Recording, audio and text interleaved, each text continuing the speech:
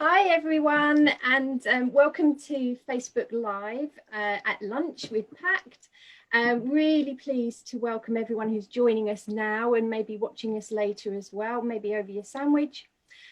So I'm Sam, I'm in the marketing team, I'm the events manager.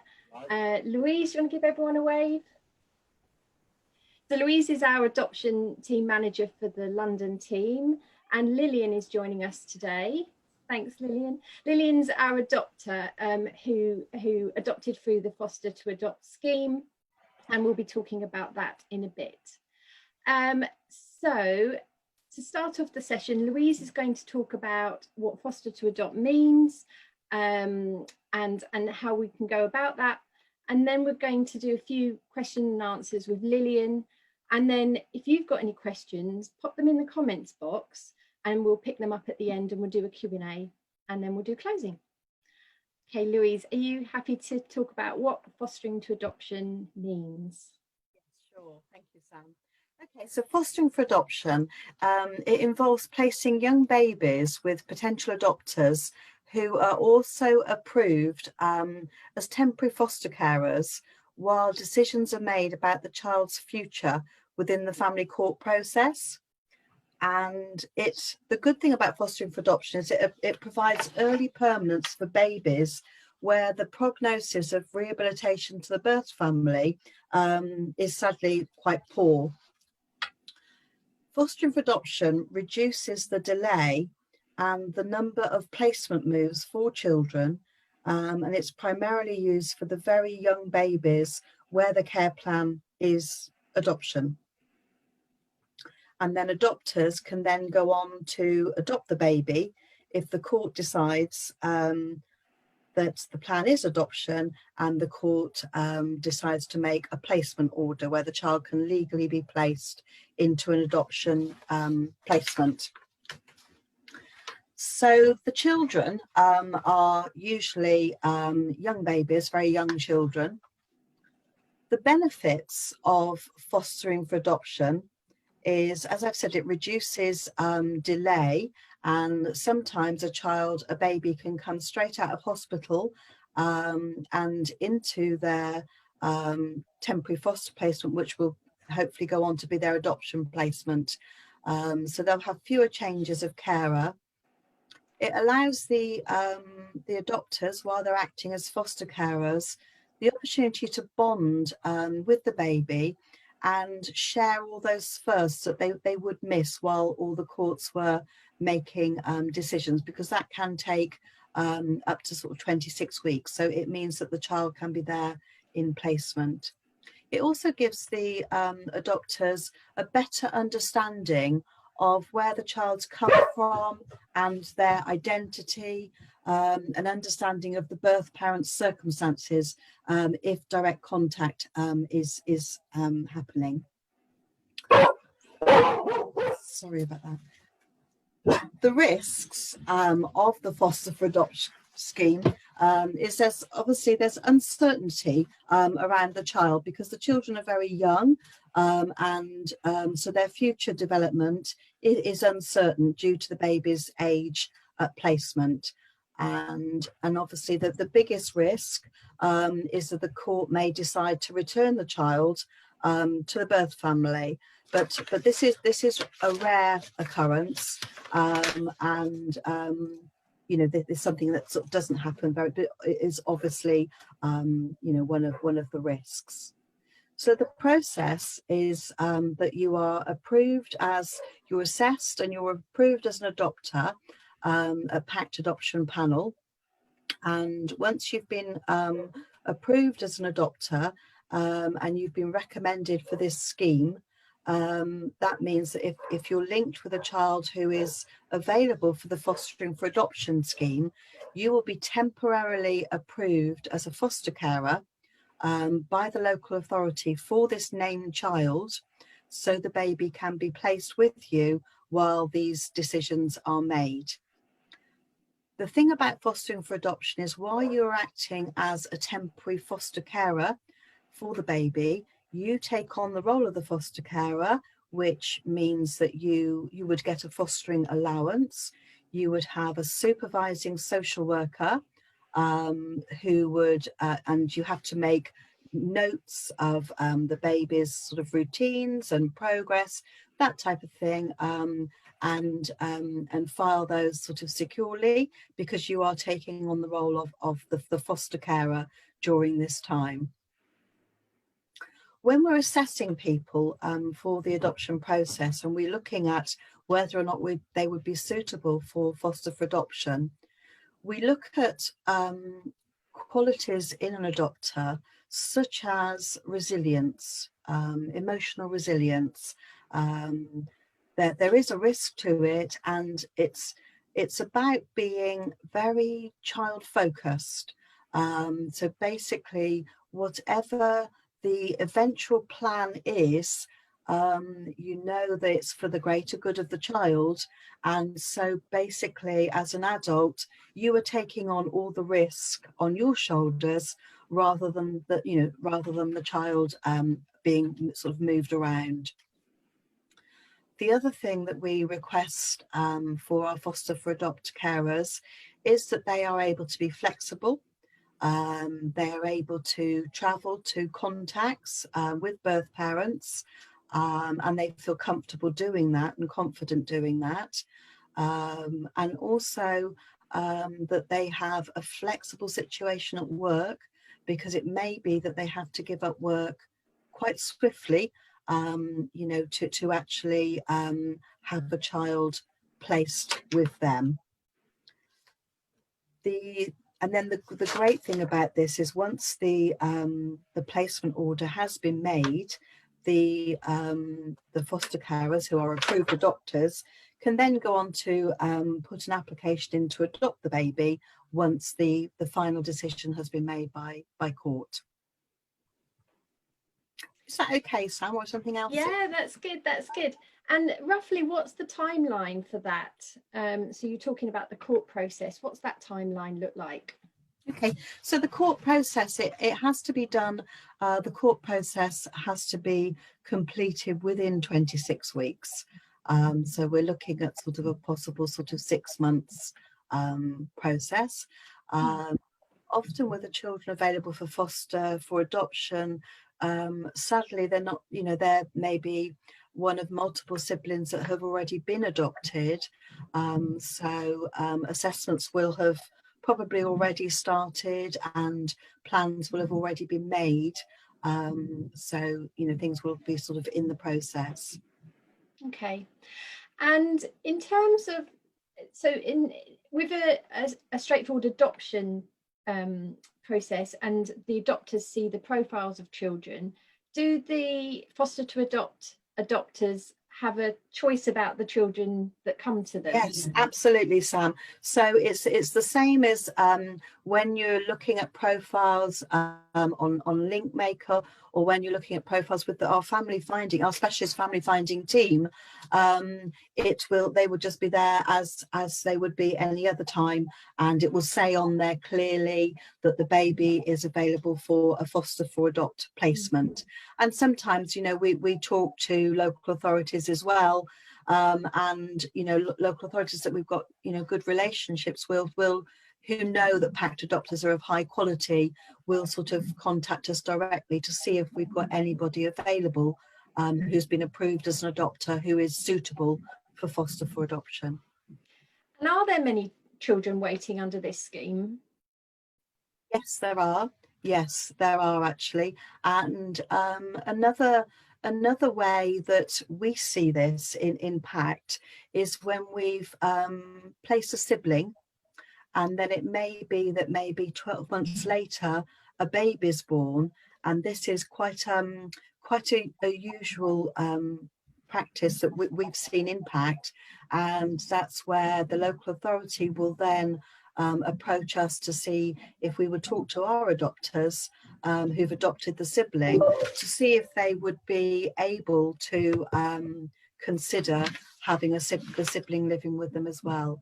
And that's obviously going to be the best possible choice for both the siblings. It keeps them together. And we know that people considering foster to adopt the thing that they're most concerned about is the risk that the child will be returned to the birth parents. How much of a risk is that? I mean, some of the sort of the figures that we sort of have given before is sort of, you know, an 80-20 sort of risk, a 20% risk. It's not, I don't think it's really helpful to put a particular figure on it, to tell the truth, because, you know, there's a risk with any adoption. Right up to the last minute, courts can make decisions that they make for whatever reason. We haven't got any control over that, and nor the local authorities. But one thing I would say about the children that PACT have available for foster for adoption is that, you know, it's usually at the stage where assessments have been done on other family members and friends, so there's nobody else that can sort of take care of the baby, and there's sadly a very sort of there's poor evidence that there is a chance that the baby would be able to go back to the parents, because there would need to be such a substantial and significant change for that to happen. It just wouldn't be able to happen in the timescales. Okay, that's really useful. Thank you. Really good overview. I know a lot of people are interested in this at the moment, so that I think that would be really helpful. So, Lillian, you adopted through Foster to Adopt. Was it Foster to Adopt something that you had thought of before you thought about it? Was it initially a thought when you thought about adopting? Yeah, so it was my preferred way of adopting. At that time, there weren't as many children going through. It was a newer thing. So PACT said we would look for placements of that type, but there aren't so many of them. But it had been my preferred, going into looking at different agencies, my preferred way of adoption. So yeah. And when you first thought about adopting, what was your original picture for your family? Did you have one, or were you quite open to how that would look? When I started the process, it was a very different time, and there weren't as many children available. So at first I was thinking about maybe a sibling group or older children. But I always hoped that I would do a foster to adopt placement if I could. I didn't have a picture in my head very much of who they would be, what it would be like, no. Okay, and you were open to the number of children, or? Yeah, so when I was quite open to a sibling group, only because that had been sort of said to me by different agencies that would be much more likely children to be placed. This was in 2016, so a long time ago. But my social worker from PACT really talked through that with me and said, actually, she thought I should apply to adopt just one child to start with, and I might do it at a later stage, but she felt that actually as a single adopter, not that I couldn't do it, but that maybe we wouldn't have such an enjoyable life if I was trying to juggle the needs of two children. And that was really a useful bit of advice, because I didn't have a partner to talk about it with. That was really helpful, and because she was really experienced. So yeah, so then I actually on the form for it said, you know, approved for one child, and I was very happy with that decision when I went forward to panel. And so you'd thought about foster to adopt quite early on, and what were your thoughts about the potential risk of a child returning? So I knew that would be absolutely devastating, but I wanted to do it because the child is at the center of the decision. And I read this, I've said this a few times in meetings we've had, I read this article that said the uncertainty lies with the adults, and I felt that comment sort of really affected me. And I thought, well, why should a 6-week-old baby have uncertainty when they don't need to? Why shouldn't I have uncertainty? Because I understand it. Also, because I'm an early years teacher, I have a huge belief in, you know, the whole of a child's life making a real difference to their outcomes. So I felt if I could have my, you know, the child I was going to adopt from me from the youngest age, that would be the best give the child the greatest chance of having the best outcomes. I'm not really a baby person. I know some people really love babies, so I was a bit worried I wouldn't be very good with babies, but actually it was really interesting having a baby, so it was really good. But I just felt I knew a lot about children. I knew even if you were 9 months old or a year and a half, that you'd had a whole life that, particularly because they can't verbalize it or explain it, they wouldn't ever be able to, you'd have you to work that through with them. You know, if they'd been with a really wonderful foster carer, that's a really positive thing. But I felt, no, if possible, they should be with the same person who's going to care for them. And if my son had returned, I would have obviously felt devastated. But I've had some bereavements in my life, so I know that you can work through things, and it would take a long time. And you know, and I felt eventually I would be able to approach adoption again when I'd grieved the loss. But I also felt, if the birth family or someone had come forward who was the right place for that child, then I'd given them a great start, and I just wish them well. It's easy to think that. I don't know what it would be like if it had happened. I imagine that's a very, very challenging thing to deal with. But it isn't a death, is it? They are alive, and they are hopefully going to have a wonderful life. So that's all you want for children anyway, I suppose. Yeah. And how did you find the assessment process?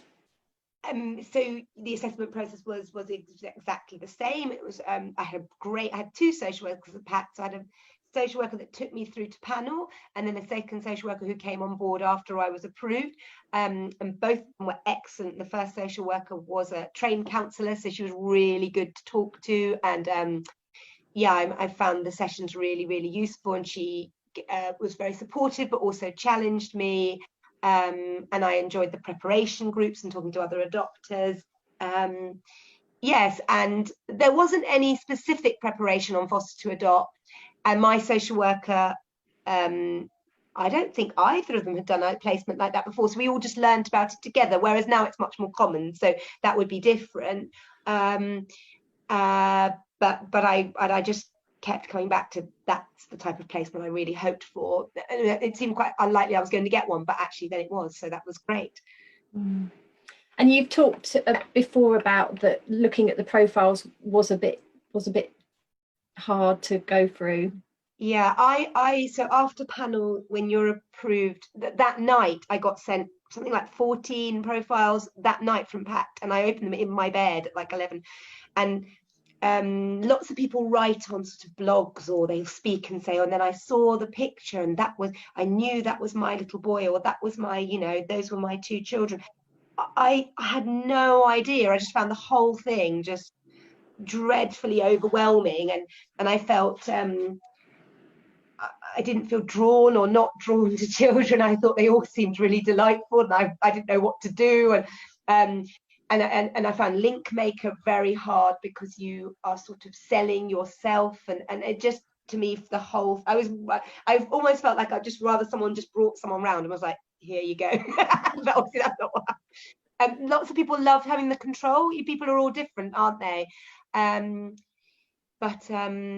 Yeah, and I didn't have to actually wait that long, because I was approved the end of January, and my son, his profile was sent to me in the middle of March. So actually I didn't do it. And I found it hard if you sent off a register of interest, and then the vast majority of children, you didn't ever hear anything back.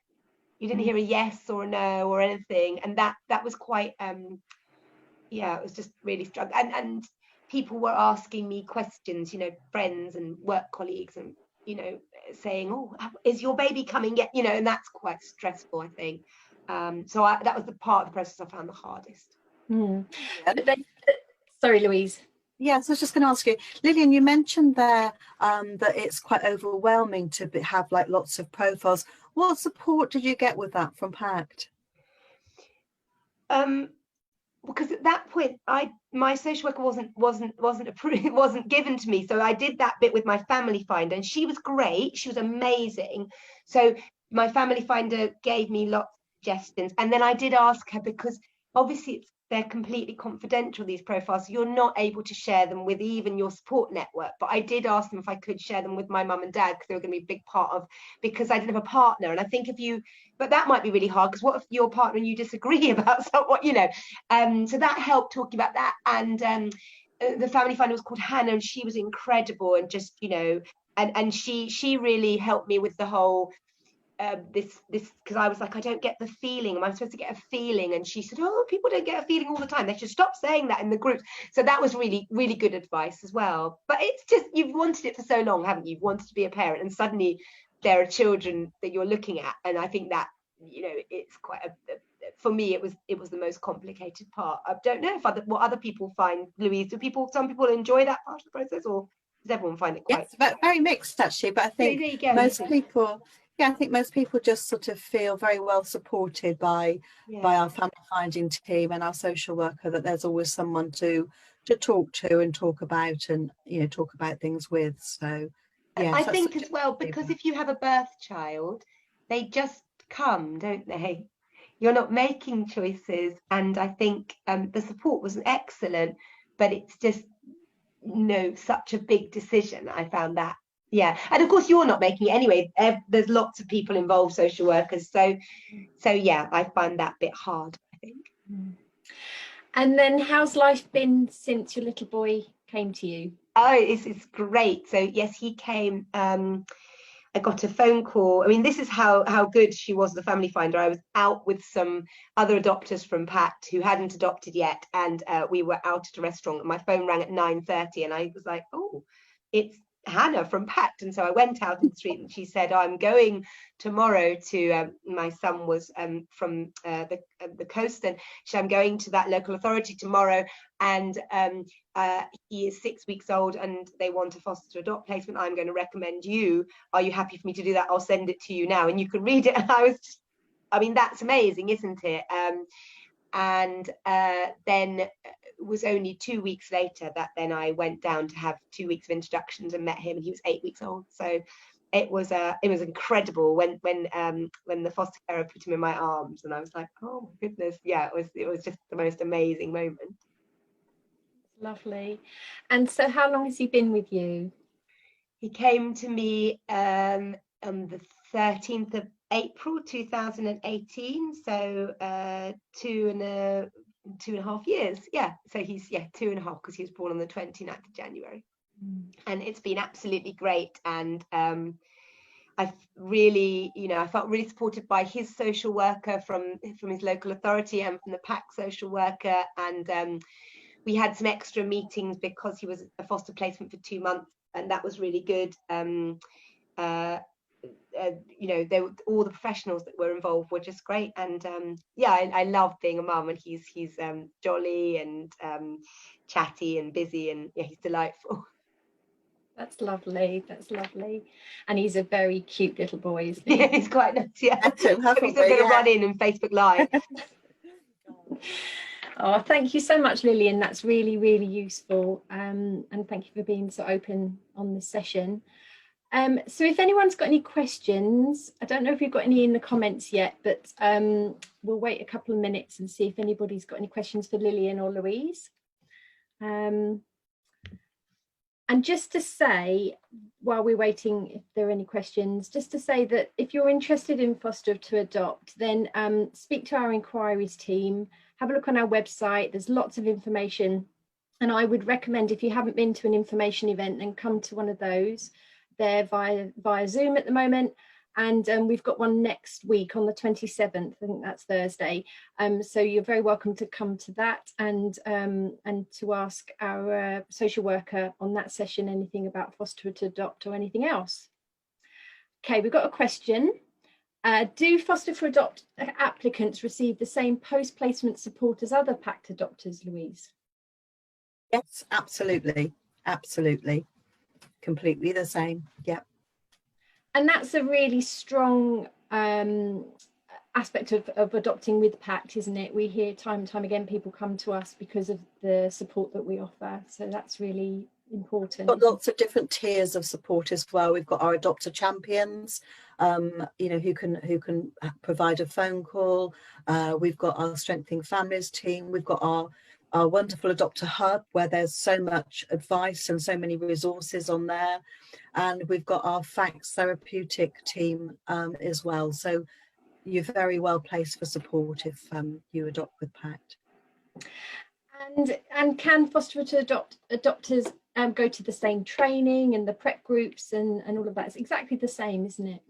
It's exactly the same process, because you're being approved as suitable to adopt. But as part of your assessment, there's certain sections where you're asked the things that I said that we look for in our foster for adopt carers. You're assessed on those, really, whether or not, you know, your emotional resilience would be assessed, and, you know, your childcare experience with babies, you know, how you feel about uncertainty, all those different things. They would all be assessed. They'd form part of your assessment, and then you'd go to panel, and your social worker would have recommended you as suitable to adopt, and also give them some advice on age group and whether or not she felt you were suitable, or he felt you were suitable for foster for adopt.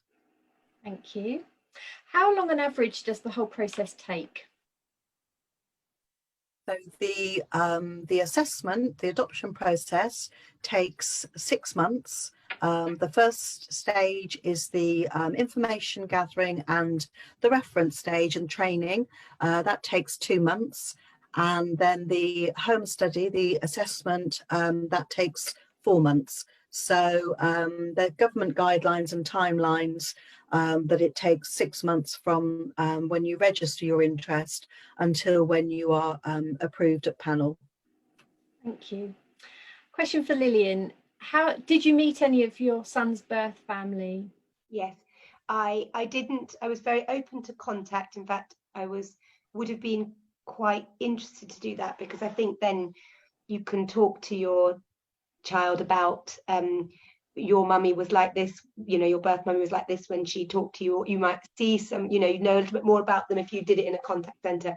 But my son's birth mother didn't want to do that. But 2 weeks after he was placed with me, we met her and his birth grandmother, because they lived together, and we had a time where we asked each other questions, and I got to share you know, because my phone was full of pictures of him, and I said, was it all right?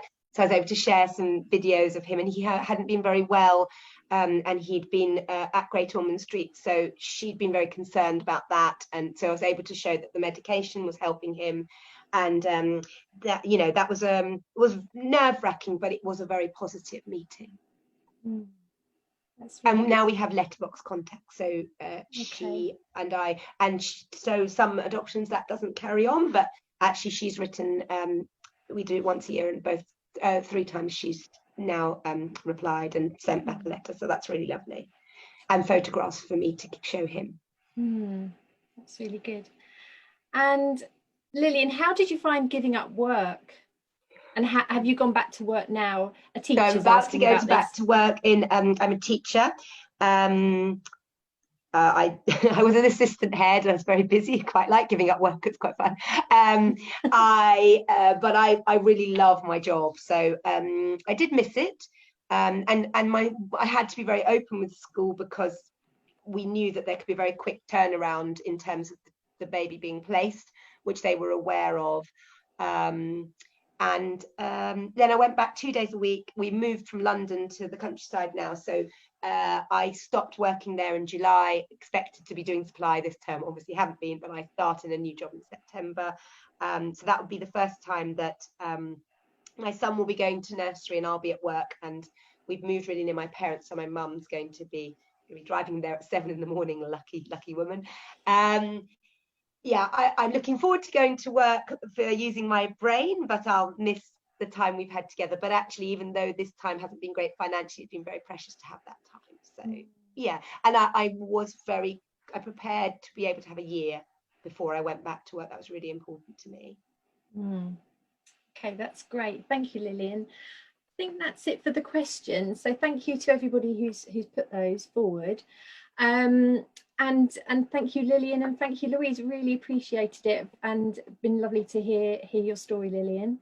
And I would recommend anyone watching this, if you've got questions, either carry on putting them in the comments. We can pick those up and get those answered, or speak to our inquiries team, and hopefully we'll meet you at an information event soon.